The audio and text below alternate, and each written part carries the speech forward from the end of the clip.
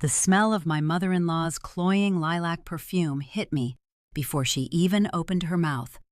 But it was the stack of my private bank statements clutched in her trembling, indignant hand that made the air vanish from my lungs. She didn't knock. She simply barged into my living room as if she owned the foundation, the walls, and the very soul of the house I had bought with my own sweat and blood. "Since you clearly don't know how to manage a real salary, Elena," she spat, tossing my records onto the coffee table like they were pieces of filth, "Mark and I have decided that your earnings will be redirected to a family trust. For your own protection, of course." My husband, the man I'd shared a bed with for 6 years, stood behind her in the doorway, staring at his shoes as if they held the secrets of the universe, refusing to meet my eyes while his mother dismantled my life. The silence that followed was heavy, thick with the realization that the locks on my own doors meant nothing, and the privacy of my marriage was a lie. I looked at the papers scattered on the mahogany surface, the physical evidence of my hard work, my late nights at the firm, and the bonus I had earned for the West Side project, and then I looked at Mark. He didn't move. He didn't defend me. He just stood there, a shadow in his own home, while his mother began to lecture me on the responsibility of wealth, as if I were a wayward child who had stolen from a cookie jar. But to understand how I ended up standing in my own living room, feeling like a criminal in the eyes of a woman who had never worked a day in her life, you have to understand how golden everything seemed just a few months ago. Our life together had been a tapestry of carefully constructed peace. I remember the way the morning light used to filter through the floor-to-ceiling windows of our breakfast nook, hitting the steam rising from the artisanal coffee Mark brewed every morning. We had a ritual, 20 minutes of silence, just holding our mugs and watching the birds in the garden I had spent 3 years landscaping. Mark was a soft-spoken man, a high school history teacher who lived for his books and his quiet routines. I loved that about him. In my high-pressure world as a senior architect, his gentleness was my anchor. He was the person who reminded me to breathe when a deadline was crushing me. The house was my pride and joy. I had purchased the fixer-upper long before we met, pouring every spare cent of my early career earnings into its bones. After we married, I spent another 2 years transforming it into a sanctuary of mid-century modern design. Warm oak floors, neutral linens, and a kitchen that looked like it belonged in a magazine. It was mine, but I never made him feel like a guest. I added his name to the utility bills, gave him his own study, and never once threw the "my house" card in his face during our rare arguments. I thought we were a team. Then there was Tamara, my mother-in-law. For years I managed to keep her at a polite distance. She was a woman of sharp angles and even sharper opinions, a widow who lived in a grand, decaying Victorian house 3 towns over. She viewed me with a sort of strained tolerance. In her eyes, a woman's place was to be a pillar of the domestic sphere, and my career was a curious, perhaps slightly masculine hobby. "It's lovely that you're so ambitious, Elena," she would say during Sunday dinners, her voice dripping with backhanded sweetness. "But don't you worry that all that stress will make you old before your time. A man likes to come home to a wife who isn't always checking her emails." I would just smile, sip my wine, and squeeze Mark's hand under the table. He would give me a look of, "just ignore her," and we would move on. I thought I was winning by not engaging. I thought my success was my shield. Everything changed 6 months ago when I landed the partnership. It came with a salary increase that was, frankly, life-changing.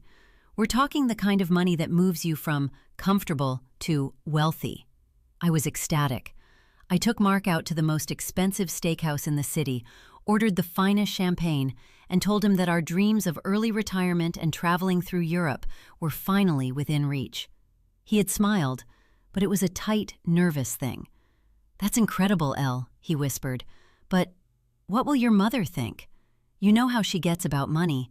She's been struggling with the repairs on her house lately. She says it's a family legacy that needs to be preserved." I should have heard the warning bell then. I should have noticed how he tied my success to his mother's needs in the very same breath. But I was too blinded by my own triumph. I told him we would help her out, maybe set aside a small monthly stipend for her maintenance. I wanted to be generous. I wanted her to finally see me as a provider, as a valuable part of the family she guarded so fiercely. In the weeks that followed, the helpful visits started. Tamara began showing up unannounced, bringing Tupperware containers of bland casseroles and advice on how to manage a household. She would walk through the rooms, running a gloved finger along the baseboards, making little clucking noises of disapproval. "A house like this requires a firm hand, Elena," she told me one afternoon while I was trying to finish a blueprint in my home office. "You spend so much time at the firm, things are starting to slip. I noticed a crack in the crown molding in the hallway. My Mark shouldn't have to live in a house that's falling apart while you're out chasing promotions." I took a deep breath, clutching my stylus so hard my knuckles turned white. "The house is fine, Tamara. I have a contractor coming on Friday, and please try to knock next time. I'm in a meeting." She didn't knock. She never knocked again. Instead, she started talking to Mark in hushed tones whenever I entered the room. I'd catch fragments of their conversations. Only right for the family. Too much power for one person, protecting the future. I told myself it was just the ramblings of an aging woman who felt she was losing her grip on her son. I didn't see the web they were spinning.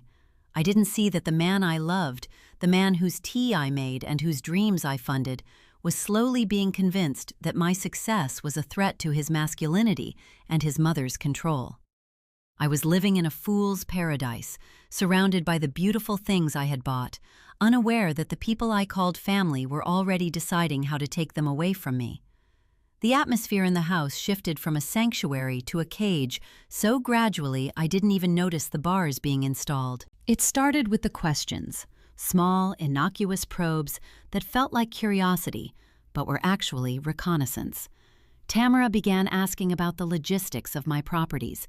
"It's just so complicated, isn't it?" she'd say, over a cup of tea she hadn't been invited to drink. "Having the deed in just one name? What if something happened to you, Elena? Mark would be left with nothing but legal fees. In a real family, things are held in common. It's safer that way." I would laugh it off, citing my premarital legal protections. "I have a will, Tamara. Mark is taken care of." But she would just hum a low, dissonant note and look at the crown molding, her eyes narrowed. Then came the change in Mark. The man who used to look at me with such soft, uncomplicated adoration began to avoid my gaze. He started taking long walks in the evening, to clear his head, he said, but he'd leave his phone face down on the nightstand, a habit he never had before. When it buzzed, he would practically lunge for it. I'd catch him in the kitchen at 2 a.m., the blue light of his laptop illuminating a face I didn't recognize anymore, lined with a jagged, nervous energy. "Is everything okay at school, honey?" I asked one night, leaning against the door frame. He jumped, nearly knocking his water glass over. "Fine, just curriculum stuff. My mother is worried about the roof on her place again. It's stressing me out." "We talked about this, Mark. I'm writing the check for the roofers tomorrow. She doesn't need to stress you out about it." "It's not just the money, Elena," he snapped, his voice uncharacteristically sharp. "It's the principle. She feels like a beggar in her own family. She says it's humiliating to wait for a handout from her daughter-in-law." I felt a chill that had nothing to do with the air conditioning. "A handout? I'm paying for her entire lifestyle, Mark. How is that a handout?" He didn't answer. He just closed his laptop with a definitive click and walked past me to the bedroom, leaving a trail of silence that felt like a wall. The denial phase of my grief lasted about 3 weeks. I told myself it was just the stress of the new partnership. I told myself Tamara was just getting older and more eccentric. I convinced myself that Mark was just caught in the middle of 2 strong women. I was an architect. I believed in structures. I believed that if the foundation was solid, the house would stand. I didn't realize the foundation had been soaked in kerosene. The point of no return came on a rainy Tuesday afternoon. I had come home early because a client had canceled, and I realized I needed our original marriage certificate for a secondary insurance filing. I knew Mark kept our important documents in a fireproof box in his study. I hadn't looked in it for years. I had my own files in my office, but I figured the marriage license was a shared item. I found the box under a stack of old history journals. It wasn't locked. As I sifted through the papers, Mark's birth certificate, his college diploma, the deed to his mother's house, I saw a thick manila folder tucked at the very bottom. It had no label. I shouldn't have opened it. Some part of me, some primal instinct, screamed at me to put the box back and walk away. But my hand moved on its own. Inside was a document titled, "The Sterling Family Trust, Asset Consolidation Agreement." My breath hitched. I flipped through the pages. It wasn't just a proposal.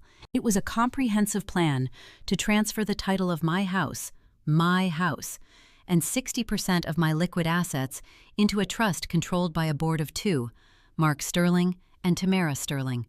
The blood drained from my face so fast I felt a wave of vertigo. I sat down on the floor, the cold hardwood pressing against my thighs. My heart began to thud, a slow, heavy rhythm that echoed in my ears like a funeral drum.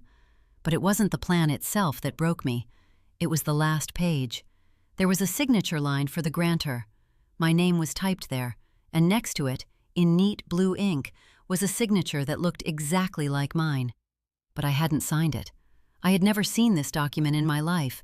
It was a forgery, a chillingly accurate imitation of my handwriting, and beneath it, as a witness, was Tamara's jagged, elegant script.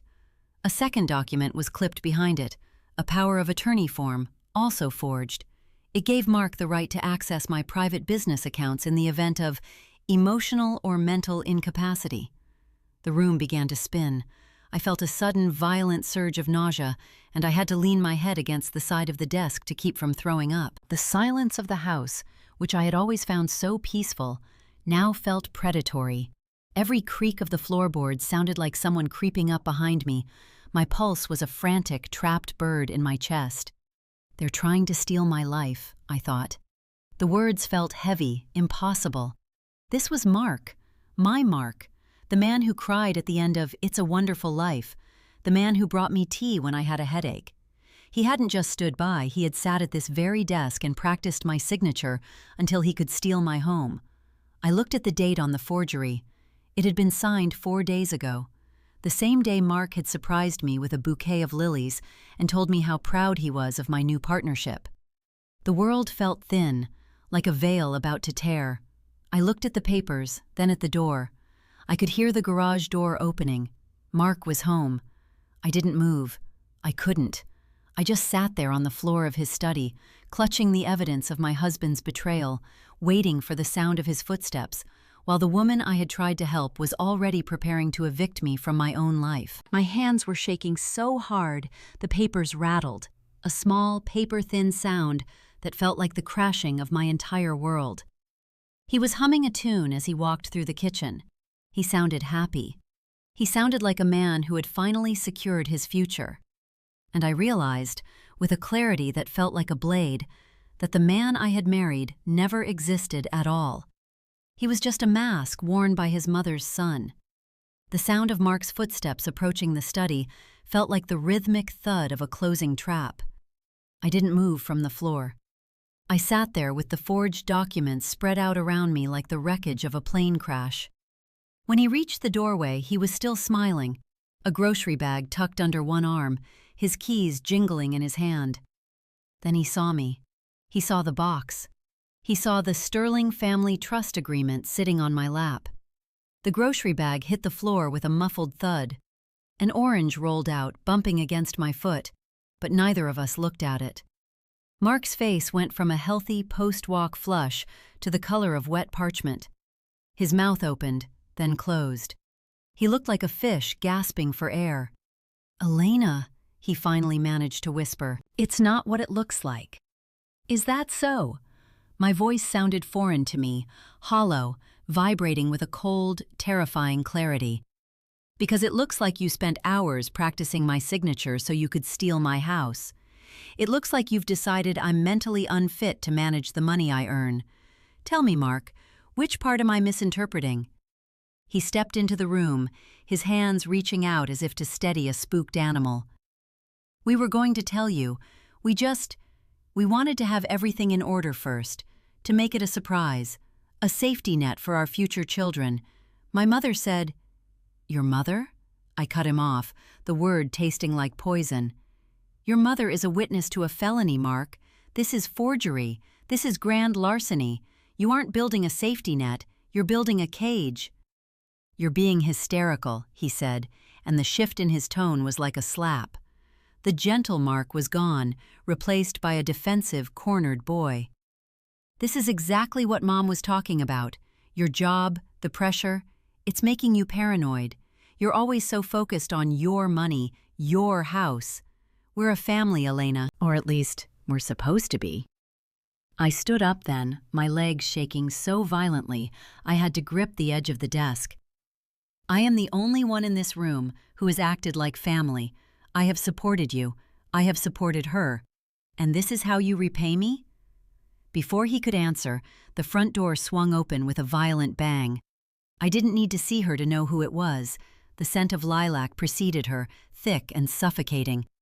Tamara marched into the study, her eyes instantly locking onto the papers in my hand. She didn't look guilty, she looked triumphant. "So, the cat is out of the bag," she said, crossing her arms over her chest. She wasn't wearing her usual sweet mask. Her face was set in lines of hard, aristocratic disdain. "Good. I'm tired of the charade anyway. Mark, move out of the way." She stepped toward me and tossed a stack of papers onto the desk. They were my private bank statements from the last 3 months, highlighted in neon yellow. "I was at the bank this morning, Elena.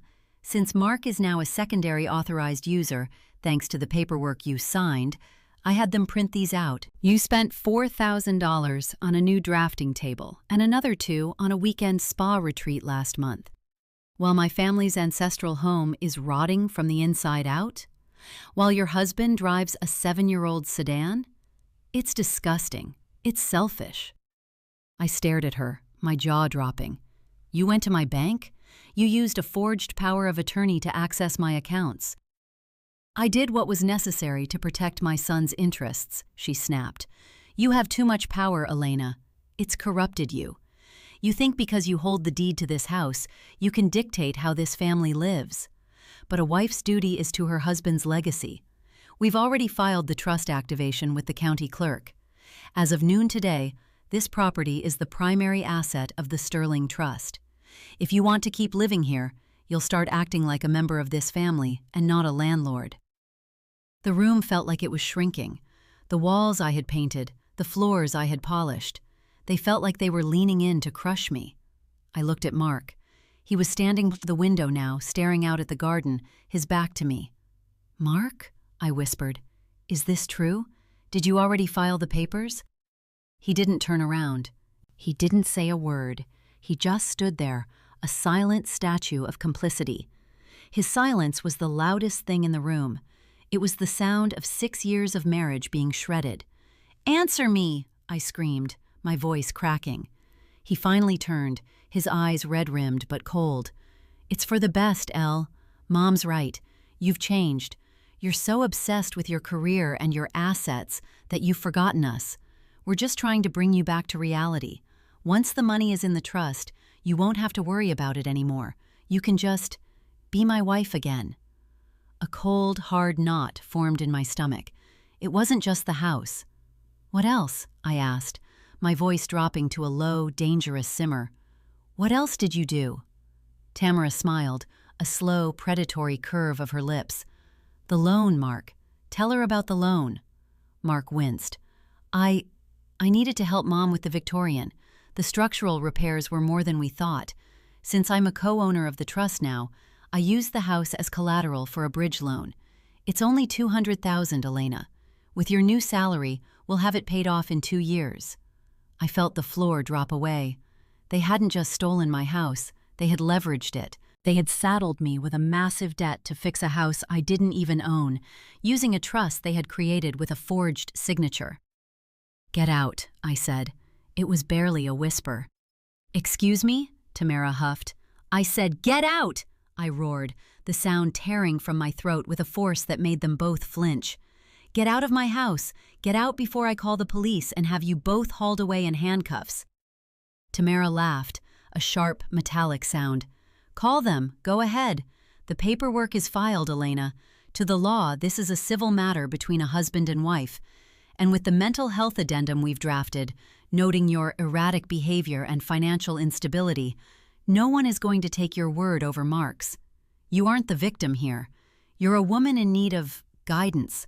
She stepped closer, her lilac perfume making me gag. Now, I'm going to go make some tea. Mark, help her gather her things if she wants to stay at a hotel for a few days to cool off. But remember, Elena, the locks are being changed tomorrow, and only trust members will have the new codes. She turned and walked out of the room as if she were the queen of the castle. Mark looked at me for 1 second, a flicker of something that might have been regret, or perhaps just fear, before he followed her. I sank back down onto the floor, my hands pressed against my eyes. The betrayal was so deep, so absolute that I couldn't even cry. My heart felt like a piece of shattered glass in my chest. They thought they had won. They thought they had trapped me in a web of my own success. But as I sat there in the silence of my stolen study, a new sensation began to replace the shock. It wasn't heat. It wasn't a flare of temper. It was a cold, icy tide of pure, unadulterated rage. They wanted a war? They wanted to talk about legacies and law? Fine. I was an architect. I knew how to build things. But I also knew exactly where the weight-bearing walls were, and I was going to pull this entire house down on top of them. The weeping stopped as if a faucet had been turned off. I sat on the floor, listening to the muffled sounds of their celebration in the kitchen, the clink of a glass, the low rumble of Mark's voice, the sharp, triumphant titter of his mother. They were already drinking my wine, toasted to the death of my autonomy. In that moment, the heat of my betrayal didn't just cool. It froze into a solid, jagged block of ice. I didn't feel like a wife anymore. I didn't even feel like a victim. I felt like a strategist looking at a faulty blueprint. I stood up, my movements slow and deliberate. I didn't go to the kitchen to argue. I didn't scream. Instead, I grabbed my phone and my work laptop. I moved to the trash can in Mark's study and began to sift through it with surgical precision. There it was, crumpled sheets of paper where he had practiced my signature, over and over, until the E in Elena had the same fluid curve as mine. I photographed every single one. I photographed the forged trust documents. I photographed the bank statements Tamara had illegally obtained. Then, I walked out the front door without a word. I spent the night in a hotel, but I didn't sleep. I called Sarah, my firm's head of legal, and a woman who handled corporate mergers with the ruthlessness of a shark. Elena, this isn't just a messy divorce, Sarah said, her voice a calm anchor in the dark room. This is identity theft, forgery, and mortgage fraud. If they've already leveraged the house for a loan, they've committed a felony against a federal lending institution. We don't just sue them, we dismantle them. The next 48 hours were a blur of cold, calculated movement. I didn't answer Mark's "Where are you?" texts. I didn't respond to Tamara's emails about picking up my remaining toiletries. I was at the bank, at the county clerk's office, and finally, at a private investigator's office. We found the notary who had stamped the forged documents, a retired friend of Tamara's who lived in a mobile home and did favors for a few $100s. On Thursday morning, I returned to my house. I didn't sneak in. I arrived with Sarah, a forensic accountant, and 2 officers from the white-collar crime division. I used my key. The lock hadn't been changed yet. Tamara was always too cheap to do things quickly. When the door opened, the smell of her lilac perfume was already permeating the hallway. She was sitting at my dining table, a ledger spread out before her, barking orders at Mark, who was frantically packing my designer bags into boxes. "What is this?" Tamara shrieked, standing up so fast her chair toppled. "I told you, you aren't welcome here until you've adjusted your attitude." I stepped into the room, my hands in my pockets, my face a mask of absolute indifference. "Actually, Tamara, the only person whose attitude is being adjusted today is yours. This is Detective Miller. He's here to discuss the Sterling Family Trust with you. Specifically, the part where you and your son committed 3 separate felonies to create it." Mark's face went white. He dropped a box of my shoes, the contents spilling across the floor. "Elena, wait. We can talk about this." "The time for talking ended when you picked up a pen to forge my name, Mark," I said, my voice steady and cold. "You didn't just want a family, you wanted a bank, and you were willing to bury me alive to get it." Sarah stepped forward, laying a thick folder on the table. "We've already contacted the bank regarding the bridge loan. Since it was obtained under fraudulent pretenses, they've frozen the funds and are preparing their own criminal complaint. The trust has been flagged for immediate annulment. And as for your notary friend, she's currently at the precinct, and she's already told them everything about who paid her to stamp those papers."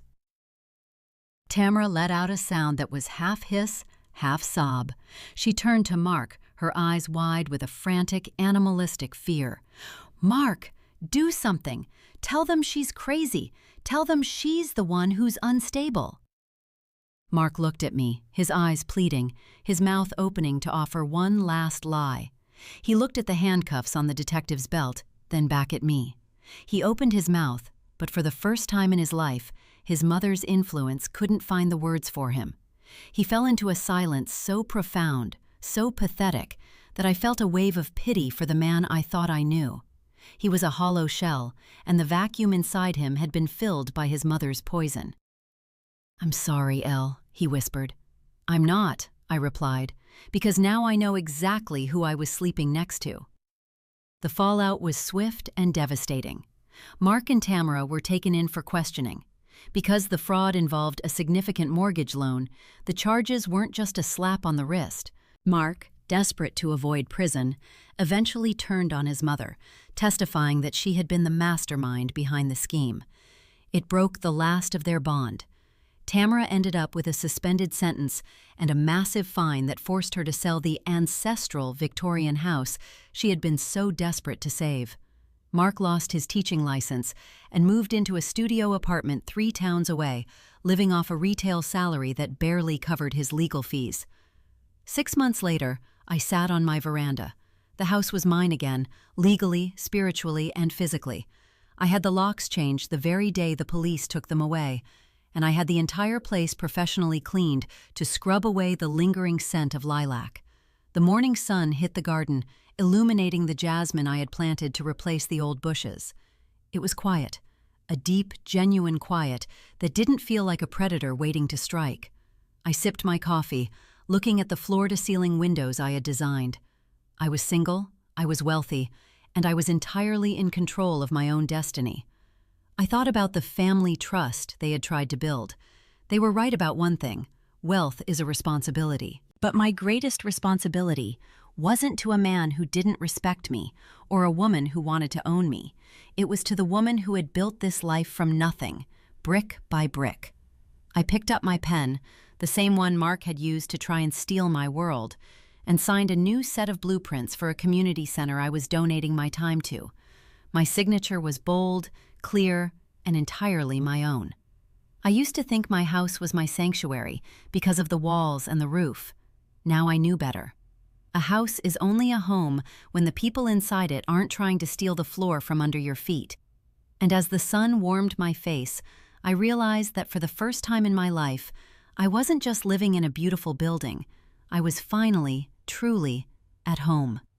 Betrayal is a fire that either consumes you or forges you into something unbreakable, and I have never felt more like steel.